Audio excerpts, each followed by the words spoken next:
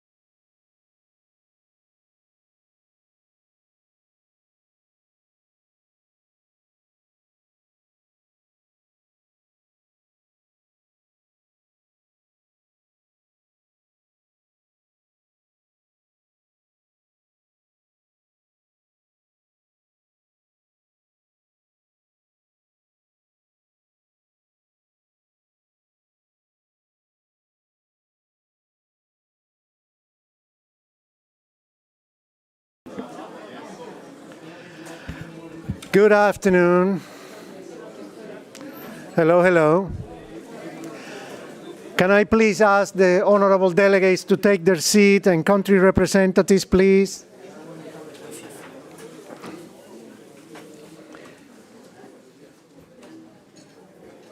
Representatives from the countries can sit in any seat. There's a delegate, I think, or delegate one.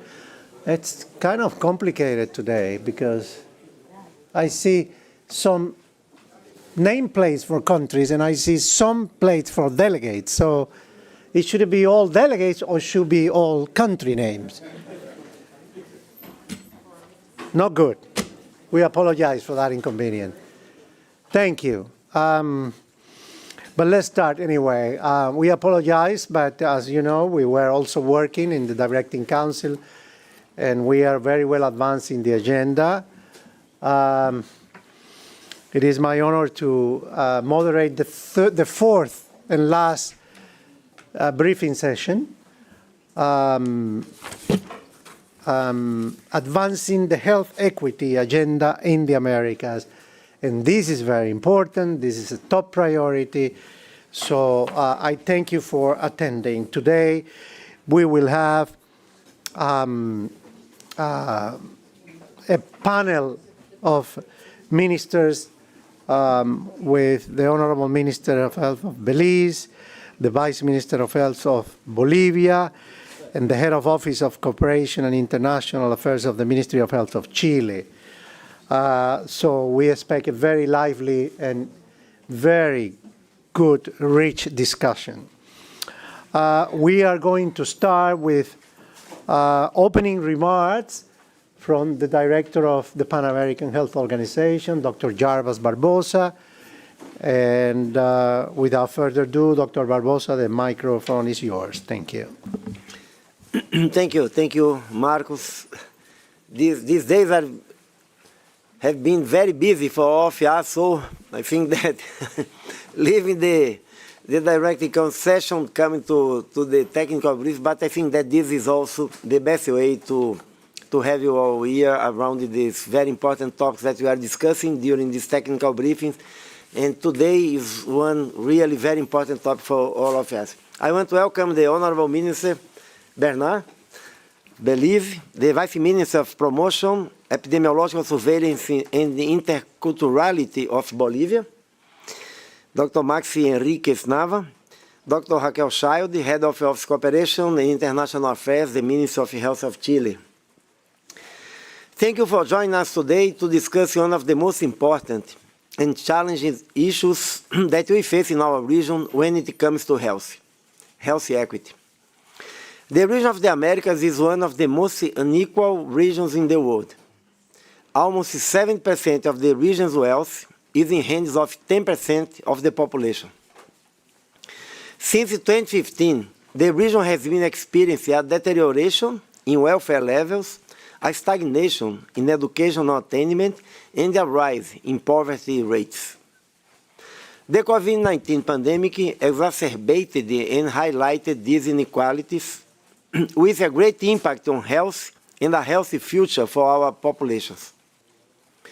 Almost 45% of people under 18 years of age are currently living in poverty.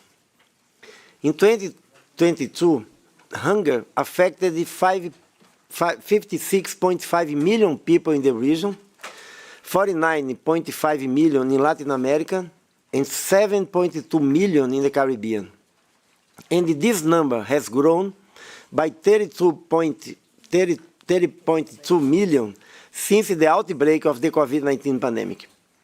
The region's life expectancy at birth fell by 3 years between 2019 and 2021, from 75.1 years to 72.1 years. This is the largest drop experienced globally. In order to achieve more equitable societies, we need to focus on the social, economic, and political conditions that hinder the ability of certain populations to enjoy the highest attainable levels of health and well-being, including access to quality health services. Many communities and people are currently in such a situation of vulnerability that their right to health is not granted. Indigenous people, people of African descent, low-income populations, people living in informal settlements or remote areas, migrants, LGBTQ+ communities, women and girls, as well as sexual minorities are part of those populations for which the socioeconomic disadvantages combined with racial and gender discrimination are disproportionately impacting their health and well-being.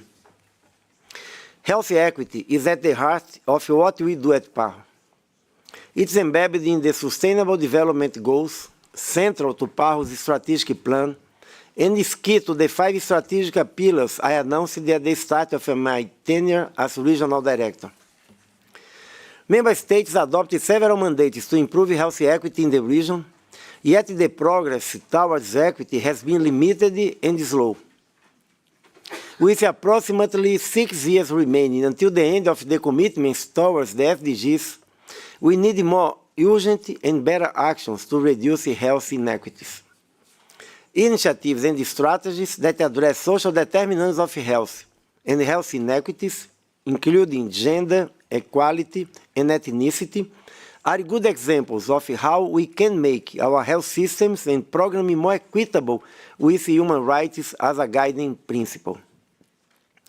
We will hear from Belize about how engaging women from the Garifuna community in Dangriga and integrating intercultural approaches help to address barriers in vaccine access. Vice Minister Max Enriquez from Bolivia will give interesting examples on integrating an intercultural approach into health systems and primary health care, and the head of international affairs, Raquel Child from the Ministry of Health of Chile, will speak to how the reform process is helping to reduce health inequities. We need to systematize, scale up, and institutionalize these encouraging experiences so that they can become a part of the functioning of our health systems. I fervently believe that the region of the Americas can advance in reducing health inequities and in ensuring that the unique and differentiated needs of the populations and communities in the regions are met. This is why I created the new Department of Social and Environment Determinants for Health Equity, to collectively, with countries, move forward the achievement of universal health coverage so that all individuals, families, and communities in the region of the Americas have equal opportunities to live healthy lives.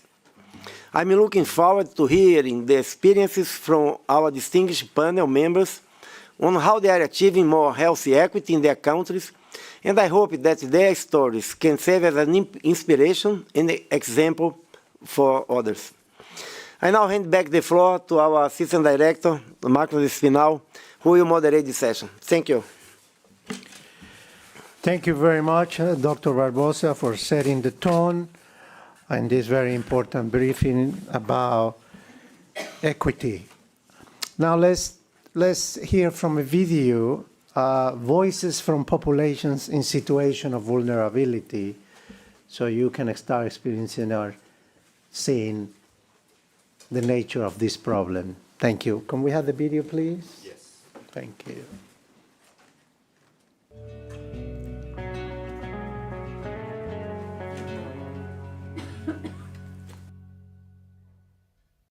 Todos necesitamos aporte, todos necesitamos cuidado, todos.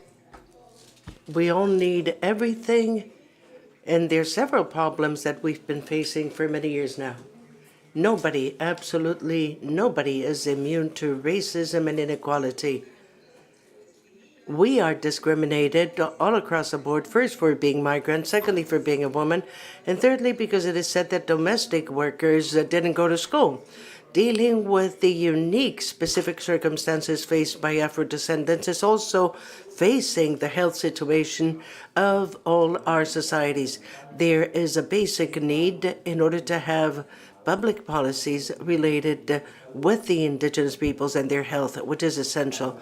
And the active participation of our indigenous youth is essential. A little more conscience and awareness to have our rights respected. We're ready to articulate actions in order to strengthen institutions so that they can guarantee and assure this service to health. This is our idea, our struggle. It is essential to hear the voices of our children, the voices of our youth, of our women, in order to be able to transform and to create public policies, and at the same time to transform institutions that enforce these public policies. We are overrepresented in terms of poverty in Latin America. Before the pandemic, around 80% of the population in conditions of poverty in Latin America belonged to indigenous peoples and Afro-descendants. We know that most of the domestic work is done by migrant people. I am from Nicaragua and I migrated to Costa Rica. When we migrate to another country, we find there the worst hurdles. The statistical visibility is a key in order to move forward in solving the structural problems, the systemic problems faced by Afro-descendants, including the problem related to the social determinants of health. What we are doing is trying to struggle so that we can have within the region minimum wages, written contract, and that it be enshrined in the law, that we be registered in Social Security, because it is not demanded in all countries, and not always is this necessary for employers. There is an underrepresentation of Afro-descendants in government entities, in decision-making spaces that affects them naturally, obviously, even not only in the public sector, but also in the private sector. In our indigenous peoples, there must be an intergenerational dialogue, but also we are to provide the essential tools in order to transmit that knowledge, that is to say, what we learn, and the training of facilitators, which is an experience that we have from the network of young people of Latin America and the Caribbean in articulation with PAHO. PAHO has been providing support, and this has been used first and foremost so that many of our colleagues in the region will have the possibility of becoming acquainted with our rights. And now we're precisely working towards a survey and to find the main findings of the weaknesses that we have as workers and where are the employers failing. So we realize that nowadays the institutional awareness is growing in a positive way, and it is being recognized in a positive way, acknowledging the critical importance that the issue of Afro-descendants has in order to address certain global problems, and the problem of health has not been aside from this reality. We have to establish an intercultural dialogue in order to be able to understand and to comprehend through the dialogue, which is very close to what we call the mingas of thought in the indigenous people, so we can begin seeing what happens with these issues in the indigenous peoples. So now we are concentrating on a regional agenda so that all countries in general can have access to security, to a contract in writing, to minimum wages, and that all rights be equal, be it nationals or migrants. We are now working on an international declaration on the promotion, the protection, and the full respect of human rights of men and women Afro-descendants at a universal level. The invitation we extend is so that authorities, in this case in the health sector, will get involved in these discussions and will contribute in order to address the different aspects that have to do with the recognition, justice, development of Afro-descendants, and all specifically in the field of health. Hearing and heeding our youth, our children, and our women, we will be able to contribute in order to create public policies and at the same time to transform the institutions that enforce these public policies.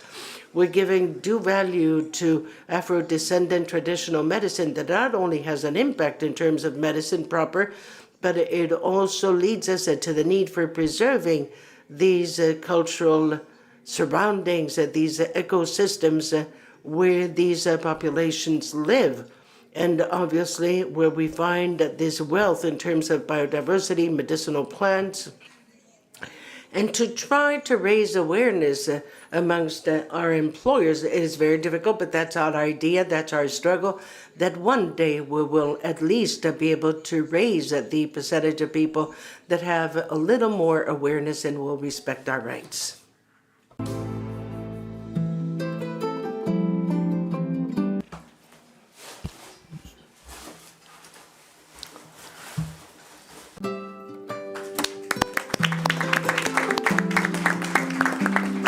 Well, there you have it. Faces, faces, faces in the most inequitable region in the world. We grow economically, but the wealth is not distributed fairly. And the gap continues widen. It is the most inequitable region of all the 6 WHO's regions of WHO. So bear that in mind. We have a long road to walk still. It is my pleasure to introduce the Honorable Minister of Health and Wellness from Belize, Honorable Kevin Bernard, who has been very busy this week and in several... Sorry? What? No, I made a mistake. My fault. Yes, sorry. Honorable Minister, you go, hang on there. So it's about progress and challenges in health equity. I was going to undermine my own director, Dr. Jerry Ekman. I'm so sorry, Jerry. The floor is yours. My apologies. The most important are the voices of the countries. Good afternoon, everybody. Yes, after hearing the voices and seeing the faces, I think, and we all knew, everybody who's here knows how far we still have to go. So we know that the economic situation in the Americas has been adversely affected by slowdown in economic growth in most of the region's countries, with persistent high rates of unemployment, poverty, food insecurity, and inflation. So when we look at progress on the SDGs, unfortunately, and this was very much enforced last week during UNGA, only 25% of the goals, or the SDG goals in our region, are on track. 50% are moving in the right direction, but they're going too slowly. And the remaining 25% are even regressing. And even before the pandemic, progress towards meeting the SDG goals was slow. It was uneven among the countries in the region. And the current post-pandemic context presents new challenges, threatening even more the achievement of the agenda, but are also opportunities, and we're going to also look at those. But for example, the SDG 3 data highlights modest reduction in mortality rates in most of the goals, although the challenges in terms of equity persist. On the positive side, for example, child mortality rates have decreased, and also the gap between the countries has narrowed. However, there are indicators that are not only worsening regionally, but have also shown increased inequality between the more and less developed countries.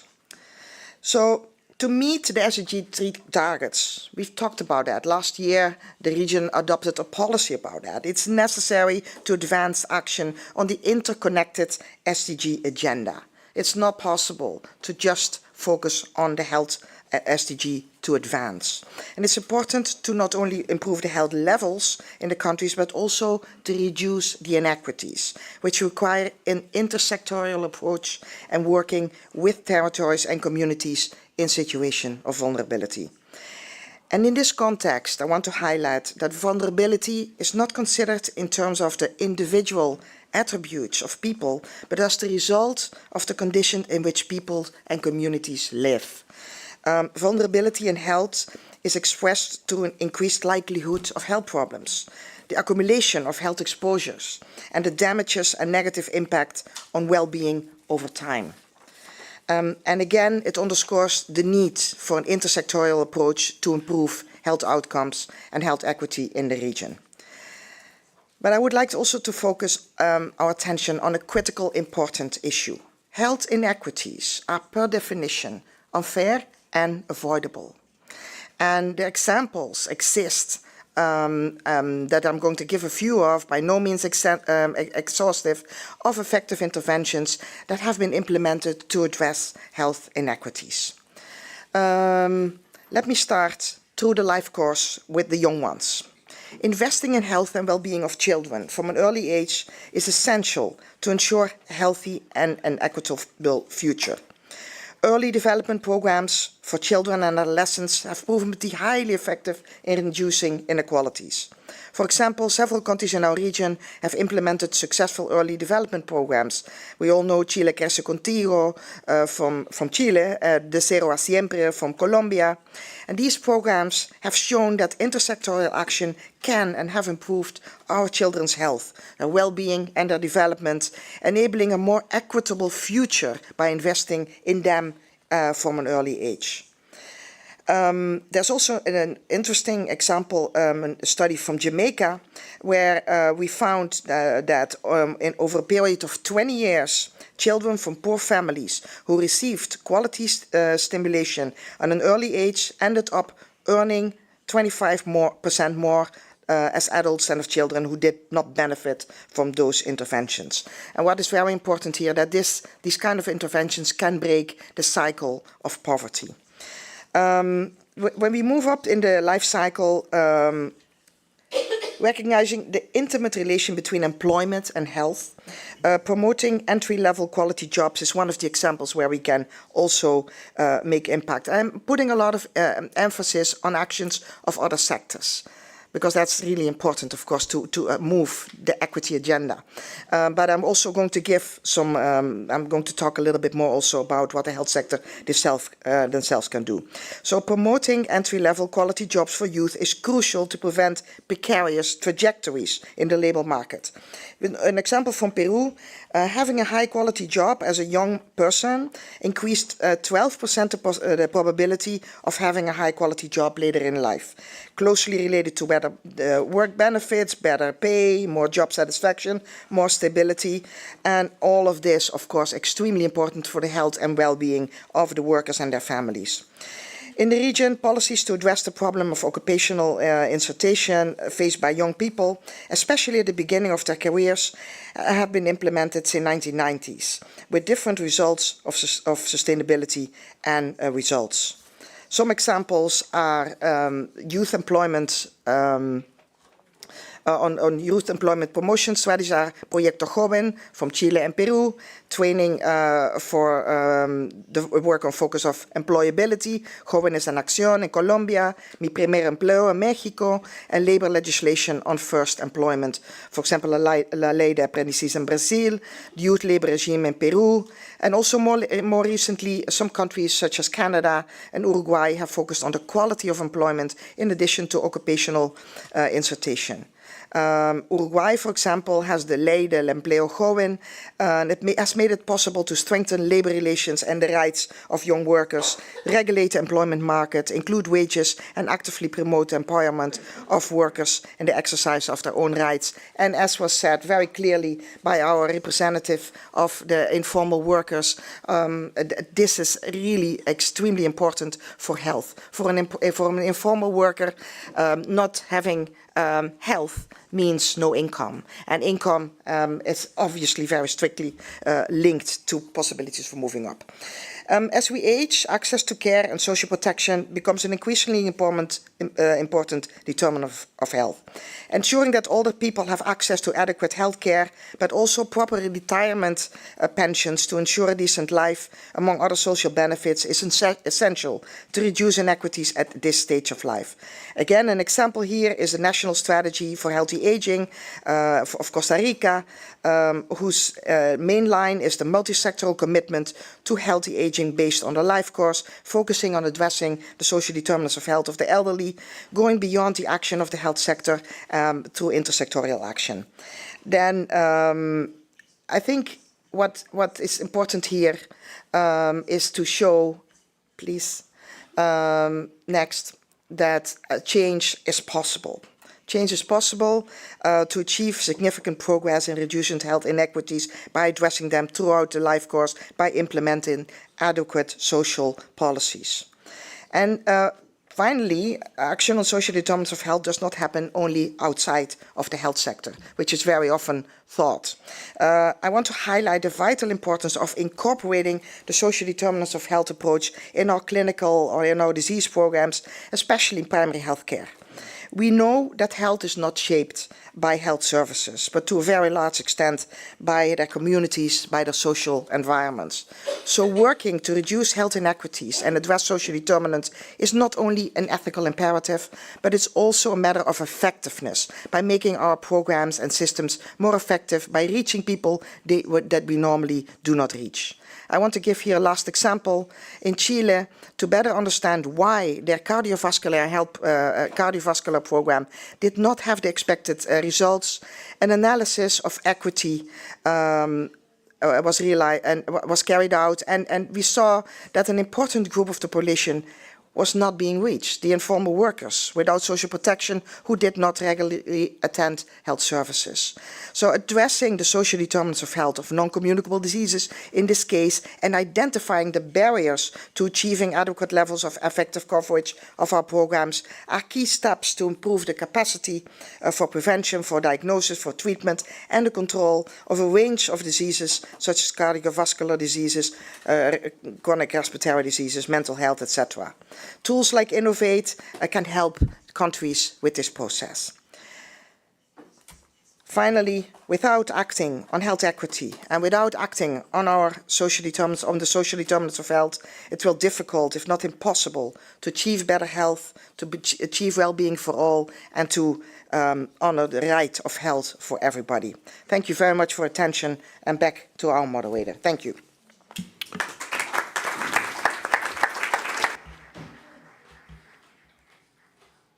Dr. Ekman, Director of Social and Environmental Determinants for Health Equity in PAHO. And you saw it, there has been progress, encouraging results, but we're not yet there. We have a long way to go.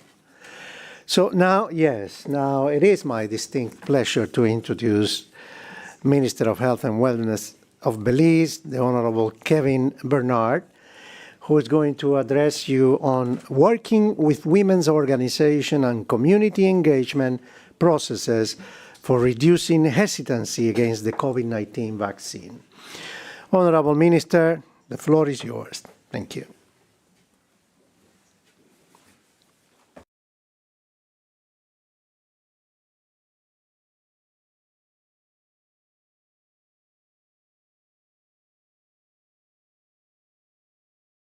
In terms of Belize's approach to reducing COVID-19 vaccine hesitancy and how we were able to engage the women in our communities, especially in the southern part of the country, where there was, in the statistics had shown us that there was a lot of vaccine hesitancy in that area. As you are all aware, Belize is a small country from the Caribbean and Central America. We are 8,867 square miles. We have 6 districts within our country with 4 health regions in the north, in the west, in the city, and down in the south.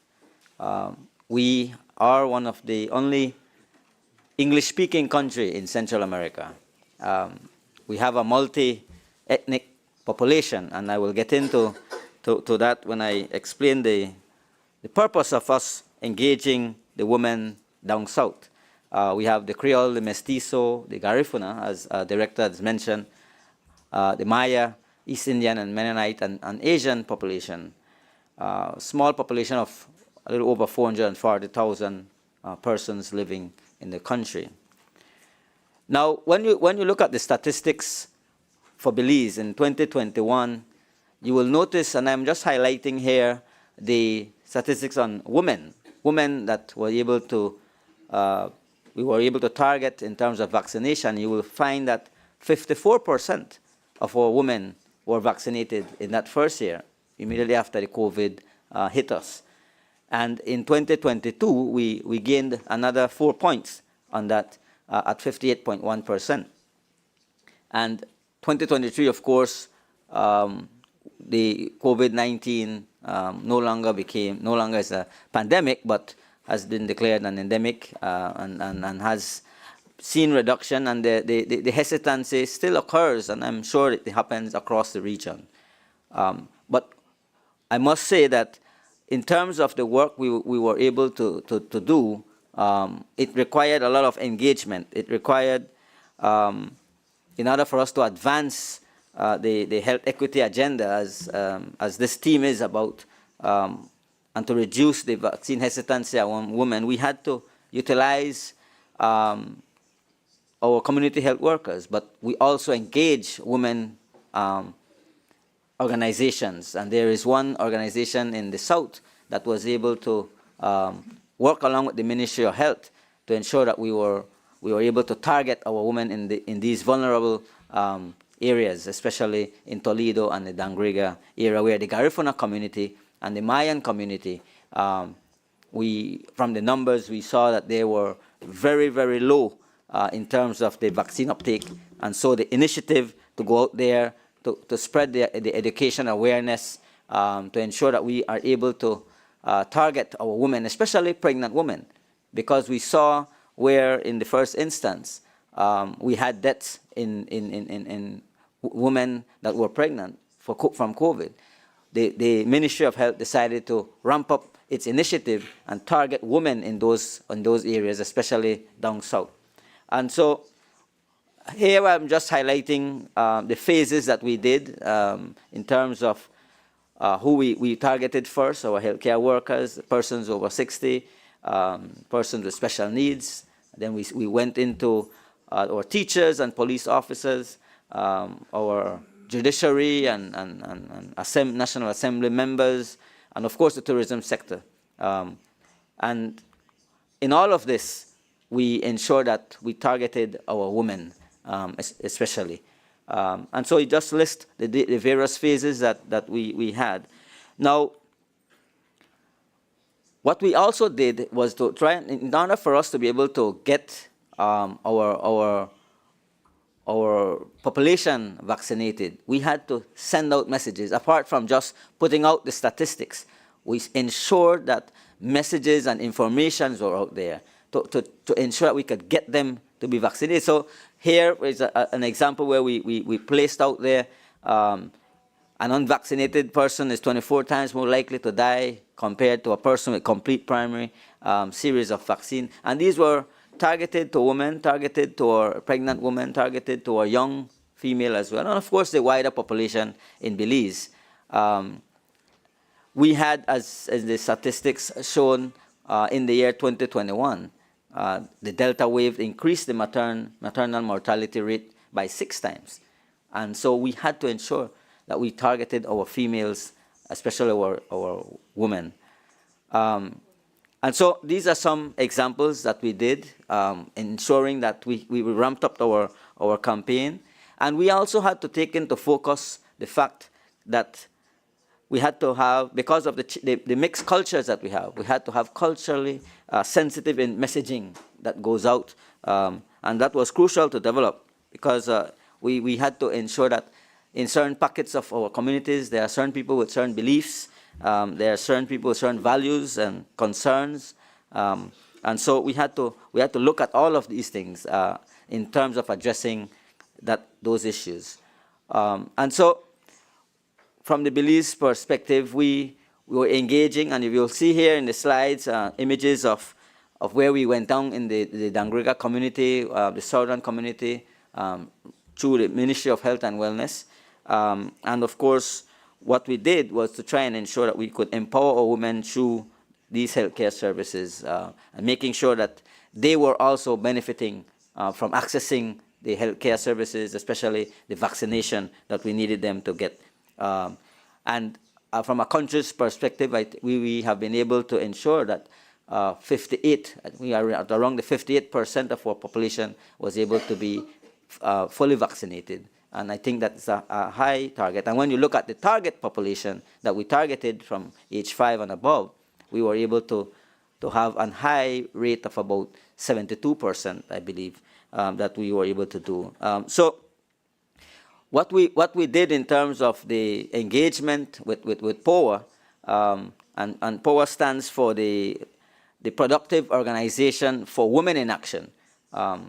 They work to eliminate discrimination and gender inequity in the southern Belize, focusing mainly on combating the spread of HIV and AIDS and other diseases. But because COVID was upon us, they also went out with the Ministry of Health, the PAHO team, to increase the vaccine uptake in that southern part of the district.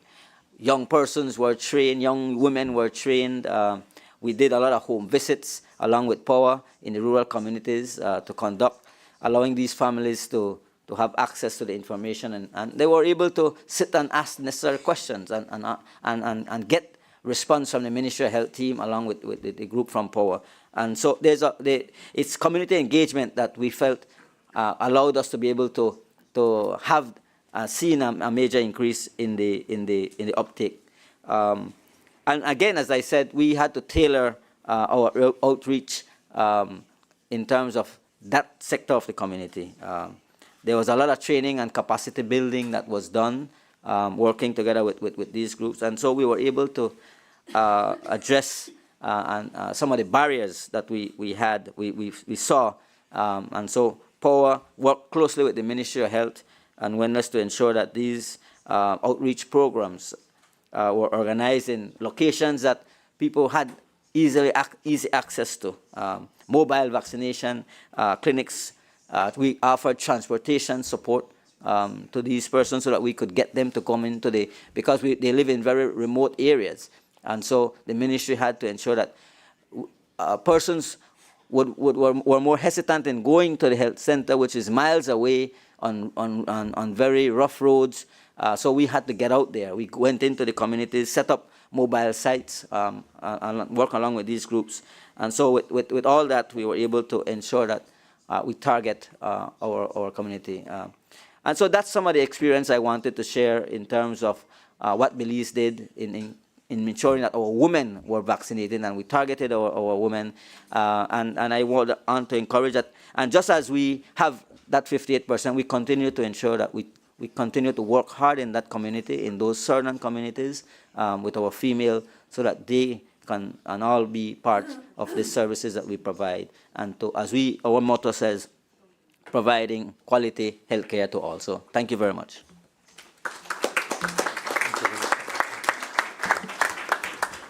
Excellent example of empowering women, community engagement to ensure reduction of inequities and making sure they all have access to the health system. So thank you very much, Honorable Minister Bernard. This is reassure us that it's energizing us to continue working in the reduction of inequities in the region. Now, as you know, Chile, it's undergoing a health sector reform, and it is important not to miss the boat and ensure that that health sector reform take advantage and explore opportunities for reducing health inequalities. And Chile has been clear that this is one of the top priorities for them. So I'm delighted to ask Raquel Child, head of the Office Cooperation and International Affairs at the Ministry of Health of Chile, to give us a flavor of how this health sector reform in Chile is taking care or taking opportunities to address health inequalities. Ms. Child, thank you. Muchas gracias. Thank you very much indeed. On behalf of the Minister of Health, I'd like to express my gratitude for having been invited to this session. Our intent is to briefly share a sketch of what we in Chile are facing as a result of the reform of our health sector. And as Dr. Espinal has already correctly pointed out, it's a reform that aims mostly at ensuring that there is a greater availability of health services to the population at large. Now, the World Health Organization defines the determinants of health as being circumstances in which people are born, grow up, work, and grow old. This is the environment as a whole that has a bearing on everyday life. Now, within that context, WHO goes on to say that this includes the policies that affect economic programs, development programs, social and other norms, everything that has to do with generating the environment in which people are born, live, and grow. Now, the circumstances of people's lives, it goes without saying, varies widely as among the different levels of a population. That in itself generates differences in health individually and also with regards to access to health services, goes without saying. Now, this can vary widely. In some cases, that's precisely why they are considered inequalities. But it may be that some of those differences are entirely avoidable. So let's not think that an inequality is in and of itself an inevitable thing, far from it. So we need to have appropriate strategies to make the difference, to improve equality. Now, in Chile, given the various differences that describe access to health, we are presently seeing a great deal of change in our health structure. We're in the midst of an overall reform of our health system. We're aiming at universal access to health without any consideration of a health insurance or certainly any income level. There are several uncertainties that have to be borne in mind depending on the sector of which one is, to which one is affected. There is uncertainty in terms of timeliness and quality. On the other hand, those who have access to private sector services do have a great deal of increased certainty that their quality will be pretty good. Others have greater insecurity, it goes without saying.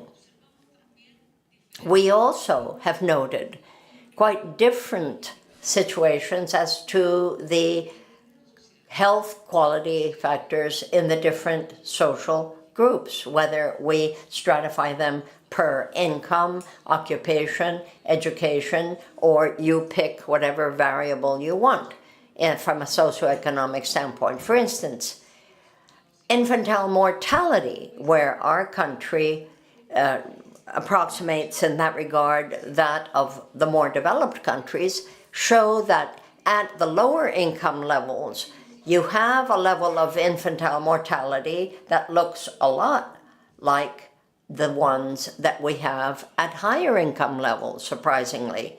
Now, diabetes, for instance, on the basis of a 2017 poll, showed that 3.3 times greater level of diabetes was found among lesser educated people under the age of 8 compared with those who had more than 12 years of schooling.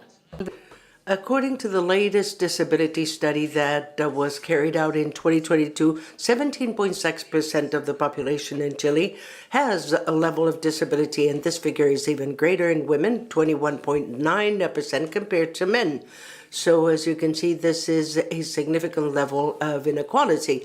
Linked to the above, the percentage of people with disabilities is greater in the lower income quintiles, much more than in the higher, 29.3 versus 13.5 in the percentage of people with disabilities. Therefore, it is stated that the major structural conditioning factor is social inequality, leading to these disabilities. Scientific evidence shows that results in health depend 50% on social determinants of health, and only 25% has to do with health actions. Amongst others, based on the aforementioned background, Chile is developing with a great effort a comprehensive reform in the health system that has as its core primary health care, which through a transformation comprehensive agenda moves forward in granting timely and quality health access depending on the needs, and that will deal with the living conditions and social vulnerabilities that will modernize the system and that will contribute to improving the dignity of the care provided to people, thus triggering a greater financial protection and a more efficient use of resources. Nowadays, people don't feel that the health system responds to their expectations regarding dignity, including aspects of treatment, protection, and access. And as I said previously, in those who take care of the public sector, which is 80% of the population that is covered by that sector, or the private sector. The principles and values that support the proposed health reform currently that is under discussion are three. First and foremost, the right to health, universality, and solidarity. This means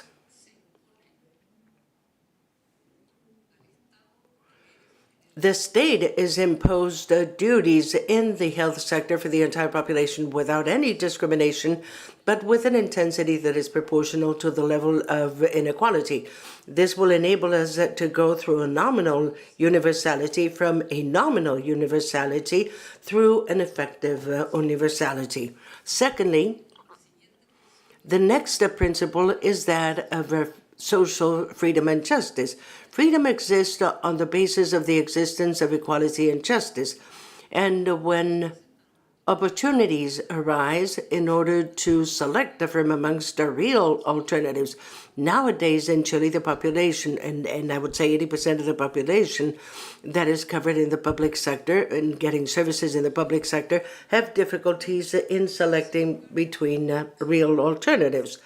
And the third principle and value is that of participation in social legitimacy. We believe that participation as a mechanism that allows the community to express its expectations and preferences, and on the other hand, to be used as a level of monitoring on the quality, effectiveness, and timeliness of the service and the effective use of resources, thus contributing to generating health in its population.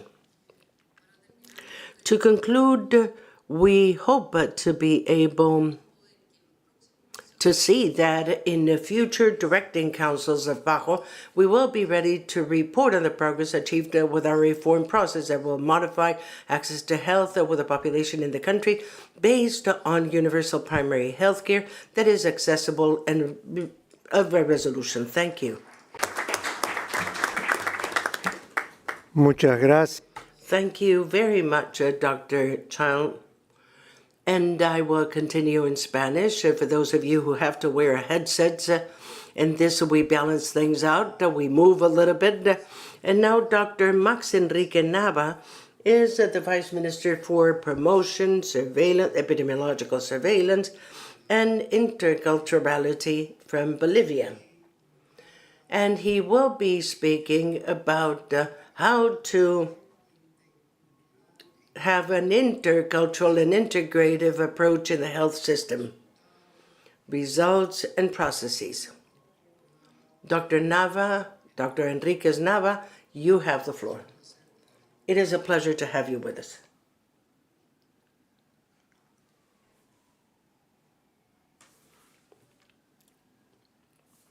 Muchísimas gracias, doctor. Thank you very much, Doctor. Good afternoon, everyone. We will try to make a summarized presentation of what the family health implies for us as a right in the plurinational state of Bolivia. And in keeping with the situation analysis where we believe that it is estimated that there's 70% of the population that is registered or adscribed to the single health system and has access to universal and free health. The political constitution of the state acknowledges 36 indigenous nations, original people, farmers, campesinos, and they represent 44% of our population in the plurinational state of Bolivia. We still have many more gaps in access for women in health, work, and security. 34% of the families have, as the head of household, a woman. This is within the constitutional framework in our country. It has been moving forward ever since we started with enshrining this in the national constitution and programs looking for health as a right. And we have Articles 18 and 37, which is enshrined in the political constitution of the state. And they're also reflected in Axis 10 of the Social and Economic Development Plan of our country. Women as a building the nation for a good coexistence that is part of the national plan for equal opportunities. A law that emphasizes depatriarchalization in health with a gender approach. We have Law 031, which speaks about the framework of autonomies. Our country has 9 departments that are autonomous with different types of decentralization. And there are norms for equitable exercise of health as a right. And we talk about the right of children, the right for social organizations established in the population base to be identified, to have their identification and to proceed with their own developments. And this is part of the sectoral development plan, comprehensive plan for good well-being of the country. We have a legislative framework that supports in depicting these inequalities and in improving them in order to provide health equity.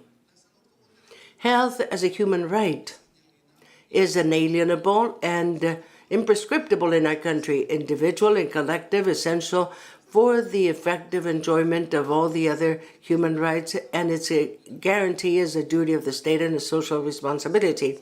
The right to health is achieved by ensuring physical access, access to a health establishment, cultural access, with a worthy treatment in dignity and in keeping with the culture of people that will be acceptable. Economic access where cost will not be a restriction for public assistance. Of the best practices in health in our country, the health policy of the plurinational state is based on community intercultural family health, which is known as the SAFC policy. These strategies and best practices that are enforced by following the principles of SAFC and health as a universal and free right, including equity and interculturality to provide access, takes into account the implementation of a health system such as the SUS, an approach of One Health aimed at the cooperation of many levels of state and with private services in order to attain the best possible results in public health policy. The strengthening of social participation in health, which is an essential basis and a practice that is applied. Municipal plans, which include a gender approach and a strengthening and integration of national programs on primary health care at the first level of care. This SAFC policy is supported by 4 essential principles. 1, social participation, then interculturality, intersectoriality, and integrality. These 4 principles will take on a strategy for the promotion of health with some main components as a participatory management and social control of health, in keeping with an integrated and intercultural care. When we speak of this pyramid and we find at the basis the plans for actions, sectoral, departmental, with mechanisms such as health promotion and a strategy and the enforcement of the same promotion as an objective to eliminate social exclusion in health under one purpose, which is that of contributing to living well as a principle in life. The evolution of universal and free health has been implemented under the creation and the establishment of some laws, such as Law 475, which later on was replaced with a 1069, which involves providing care to children under 5, women in health and reproductive age, people with disabilities, and the latest law, that is 1156, on universal health and free health. These changes have enabled us to have these achievements, which we can say that before the implementation of this unique health system, we had a population that was uninsured of 40%. And after the implementation of these, we've surpassed 61.8% of our population that benefits through this, receiving these services. And there's a population that is covered in a 38.2%, which is Social Security in short term, that have to do with universal health coverage in our country. Thank you very much. Well, excelente. Excellent. Congratulations to Bolivia, to Chile, and Belize for showing us examples that you can do things. Yes, we can. And what is important is for these practices to be expanded, to grow, that we continue, that the legal framework will be clearly defined as presented by Bolivia, because the rest comes after that. If there's a good framework, if there's involvement of the communities, empowerment of the communities of women, of indigenous populations, Afro-descendants, and other groups of people living in conditions of vulnerability, LGBTQ+, and all, because we all have a right to quality health services and to be included in our health systems. Now, let me open the floor for comments and also to thank our partners and our donors, such as CARA in the U.S., because they work closely with PAHO so that we can provide that technical cooperation in reducing these inequities in diseases, in risk factors, and all of this. So, please, you have the floor. The mic is yours so that we can hear your comments. They're all welcome. Let me see if we have any volunteer to get this going.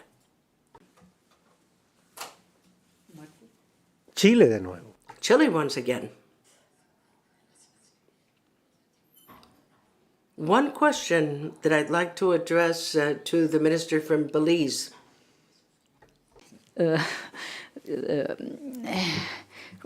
How do you get to the different populations you have in rural areas, so on and so forth? Because, yes, I wonder how you do and how you are thinking to improve the access the people have to health services. Thank you for that question. One of the things we do, in fact, in all of our rural communities, we do have community health centers, and we do regular mobile services in those areas to ensure that they are targeted and they can access health in those areas. So there's constant visits that are done in those areas. We do just over the weekend. We were in the north and some areas in the south where we take teams to go in and do targeting, of course, various areas, because we are trying to ensure that we can get back to our immunization status pre-COVID as well. So there's a lot of areas we try to work to get in there. It's not difficult to get into the rural communities.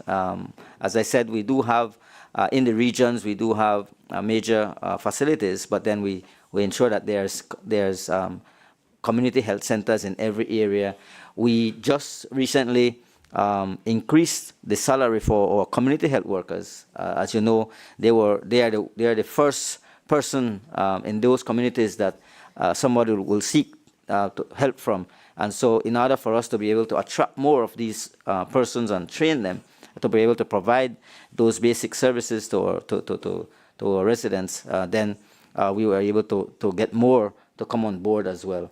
And then again, we do a lot of constant training in those areas so that we could target those vulnerable populations. So the Ministry of Health and Wellness has been engaging in making sure that those areas that are far-reached have constant visits by the Ministry of Health team. Thank you. I don't see requests for the floor, so I know you are tired. And, you know, as Dr. Barbosa was saying at the beginning, it's a long week. So we're going to let you go and have 10 minutes break before we resume at 2:30. But before we finish, let me ask Dr. Barbosa for final remarks on this important briefing. Dr. Barbosa, thank you. Gracias, Marcos. Thank you, Marcos. We have to acknowledge the importance of this subject matter and how it is important to start collecting the best practices that we have in the region. This morning, during a bilateral meeting with Mexico, for example, I heard about an excellent experience that I learned through the Regulatory Health Authority in Mexico, COFEPRIS. They worked with an indigenous community in one of the native peoples in Mexico to produce a pharmacopoeia with the traditional medicine of that community. That's a very concrete way regarding how to value, assess, and preserve traditional knowledge that exists. And I believe that just like this one, there are many other interventions that have to be assessed in the region, and also social interventions. It seems to me that it is important for the health sector to be an active part in the social recovery process that is being followed in the countries. And ministries of health many times believe that their problem is only to deal with health services, and we know that that's not the case. To also take a look in dealing with the health issues in this multi-sectoral approach about the social determinants. I believe that it is very important, and we have an opportunity now because in many countries they still have social programs, social interventions underway, changes in the law, initiatives that are being implemented in order to support or reduce and recover the negative social and economic impact that was brought about by the pandemic. So thank you very much to Bolivia, to Belize, and to Chile for sharing with us their good experiences that could also be used as an encouragement so that we can share more and act more directly on this very important topic. Thank you. Muchas gracias. Thank you very much, everyone. And we remind you that at 2:30 we should be back in room A to continue moving forward with the end of the Directing Council. Thank you. Now I'm going to eat here.